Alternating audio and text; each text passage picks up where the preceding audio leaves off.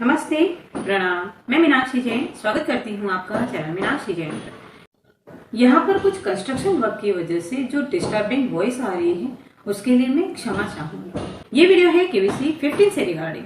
जैसे ही केबीसी 14 का selection process खत्म होता है, सभी केबीसी एस्पायरेंट्स के मन में ये सवाल आने लग जाता है कि क्या अगला सीजन केबीसी का आएगा तो कब रजिस्ट्रेशन होगा, कितने सिम से रजिस्टर्ड करें, क्या लाइफलाइंस में कोई बदलाव होगा अगले सीजन में, क्या अगले सीजन में एफएफएफ कंटेस्टेंट जो हॉट सीट तक नहीं पहुंच पाए उन्हें मौका दिया जाएगा, और क्या करें कि फाइनल राउंड तक पहुंच ही जाए। और कुछ इसी तरह के सवालों के साथ एक सबसे बड़ा सवाल ये उभर कर आता है कि क्या अगला सीजन सदी के महानायक बिग बी अमिताभ सर ही होस्ट करेंगे कि नहीं। ऐसे ही कुछ सवाल या डाउट मैंने आप में से कुछ एक मेरे सब्सक्राइबर से मंगवाए, क्योंकि मुझे लगता है कि सभी केबीसी एस्पायरेंट्स के मन में सवाल या डाउट ऑलमोस्ट कॉमन ही होते हैं। तो इन सवालों के जवाब में अपने अनुसार जितनी मुझे जानकारी है आपके समक्ष रखने की कोशिश करूंगी।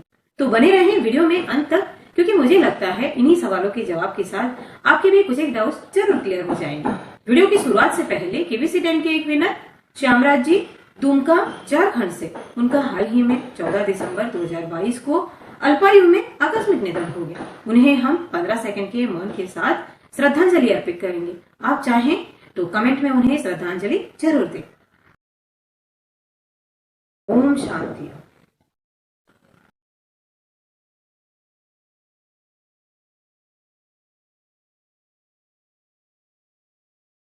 सबसे पहला सवाल कि क्या केबीसी का अगला सीजन आएगा। तो जैसा मैंने लास्ट वीडियो में एक केबीसी का अपडेट बताया था, केबीसी की टर्म्स एंड कंडीशंस के आधार पर, कि आप डायरेक्ट एंट्री पाइए केबीसी 15 के ऑडिशन राउंड तक। तो ये एक तरह से केबीसी की ऑफिशियल अनाउंसमेंट ही हो गई कि केबीसी का अगला सीजन आएगा। और अब आएगा तो कब रजिस्ट्रेशन होगा। तो केबीसी के अगले सीजन का रजिस्ट्रेशन मेरी जानकारी के अनुसार 2023 की अप्रैल के लास्ट 2 वीक या मई का फर्स्ट वीक के बीच में हो सकता है। अप्रैल के लास्ट 2 वीक और मई का फर्स्ट वीक के बीच में। और कितने सिम से रजिस्ट्रेशन करें, तो ऐसी तो कोई बाउंड्री नहीं बनी हुई है केबीसी के टर्म्स एंड कंडीशंस, या फिर कहीं भी ऐसा नहीं लिखा हुआ कि आप एक ही सिम से रजिस्ट्रेशन करें या फिर आप बहुत सारे सिम से रजिस्ट्रेशन करें। आप चाहे जितने सिम से रजिस्ट्रेशन कर सकते हैं, आप जितने सक्षम हैं उतने सिम से रजिस्ट्रेशन कर सकते हैं। लेकिन जब केबीसी के लेवल 2 की कॉलिंग आ रही हो तो आप उस कॉल को अटेंड कर सके, ऐसा होना चाहिए, क्योंकि कॉल अटेंड करेंगे तभी तो आगे के लेवल में पहुंच पाएंगे, है ना। आप चाहें तो आपके किसी फैमिली मेंबर के भी फोन में अपनी आईडी से लॉगिन करके, सोनी लिव ऐप में जाकर अपनी आईडी से लॉगिन करके भी रजिस्ट्रेशन कर सकते हैं। लेकिन फिर भी सेकेंड लेवल की कॉल तो आपको अटेंड करनी ही हो। और एक सवाल कि क्या केबीसी के अगले सीजन में एफएफएफ कंटेस्टेंट जो हॉट सीट तक नहीं पहुंचे उन्हें मौका दिया जाएगा। तो मेरी जानकारी के अनुसार एफएफएफ कंटेस्टेंट जो हॉट सीट तक नहीं पहुंचे उन्हें मौका जरूर दिया जाएगा। तो जमकर तैयारी करना शुरू कर दें अपना ज्ञान बढ़ाने के लिए। क्या पता अगला सीजन आपकी सफलता की कहानी लिखने के लिए बेकरार हो। और इसके अलावा कंफर्म जानकारी हमें केबीसी की टीएनसी आने के बाद ही पता चले, तो वो अपडेट भी मैं अपने चैनल पर जरूर लाऊंगी। तो उसके लिए आप चैनल से जुड़े रहने के लिए चैनल को सब्सक्राइब कर साथ में जो बेल आइकन है उसे प्रेस कर और नोटिफिकेशन भी ऑन कर दें। किसी ने ये पूछा कि क्या अगले सीजन में लाइफलाइंस में कुछ बदलाव होंगे। तो इस बारे में मुझे कोई जानकारी तो नहीं है, लेकिन जैसा केबीसी का ट्रैक रिकॉर्ड रहा है, केबीसी हमेशा अच्छे बदलाव लेकर आता है। केबीसी अपने फैंस को हमेशा अपने बदलावों से खुश करता है। तो मुझे लगता है लास्ट ईयर की जो केबीसी सीजन में लाइफलाइन थी, उनमें से एक लाइफलाइन या तो जोड़ी जाएगी या फिर कोई एक लाइफलाइन जरूर बदली जाएगी। और अगर बदलते हैं तो मुझे लगता है उन्हें वीडियो ऑफ फ्रेंड की लाइफलाइन ही बदलनी चाहिए। किसी ने ये भी पूछ लिया कि क्या करें कि फाइनल राउंड तक पहुंच ही जाए। तो फाइनल राउंड तक पहुंचने के लिए मुझे लगता है कि सबसे बड़ी चीज तो यही है कि आप नेचुरल बने रहें, जैसे हैं वैसे ही रहें। आप उसमें कुछ भी बनावटी ना करें।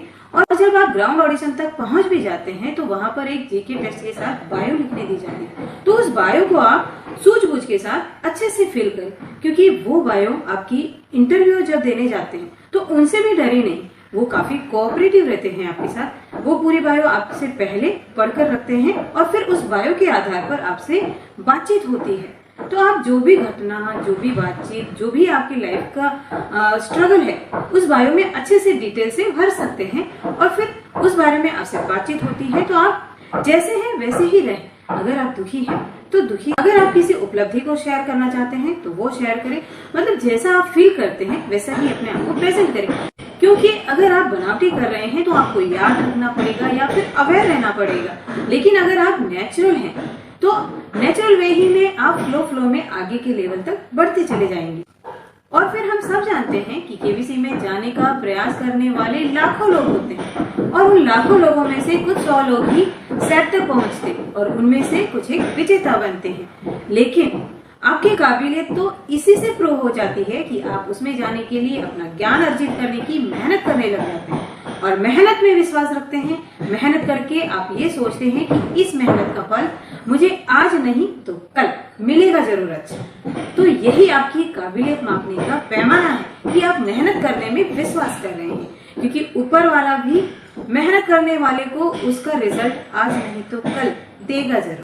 किसी ने ये भी पूछ लिया कि केबीसी का सिलेबस क्या है, तो केबीसी का कोई सिलेबस नहीं बना हुआ है। वैसे केबीसी की एक लाइफलाइन आती थी ना, फ्लिप द क्वेश्चन, उसमें जो टॉपिक्स बताए जाते थे आप उन सारे टॉपिक्स को पढ़ सकते हैं, अपने रुचि के सब्जेक्ट्स को पढ़ सकते हैं। और वैसे इस टॉपिक पर एक डिटेल इन्फॉर्मेशन वाला वीडियो मैंने चैनल पर ऑलरेडी अपलोड किया हुआ है। केबीसी के लिए क्या पढ़े बाय मीनाक्षी जैन लिखकर आप सर्च करेंगे तो वो वीडियो भी आपको मिल जाएगा। उस वीडियो का लिंक मैं ऊपर आई बटन में या फिर वीडियो की एंड स्क्रीन पर भी दे दूंगा। और एक सवाल जो मुझे काफी बार पूछ लिया जाता है, यदा कदा कोई ना कोई मुझे पूछ ही लेता है, वेरी ऑफन मुझे ये सवाल पूछा जाता है कि आपने किन किताबों से तैयारी की या फिर आपने नोट्स कैसे बनाए। तो इस रिगार्डिंग अगर मैं बात करना चाहूंगी तो वीडियो काफी लंबा हो जाएगा। अगर आप चाहते हैं कि इस टॉपिक पर भी मैं एक वीडियो बनाऊं तो कमेंट करिएगा। अगर आपके कमेंट्स ज्यादा हुए तो मैं वीडियो जरूर बना दूंगी।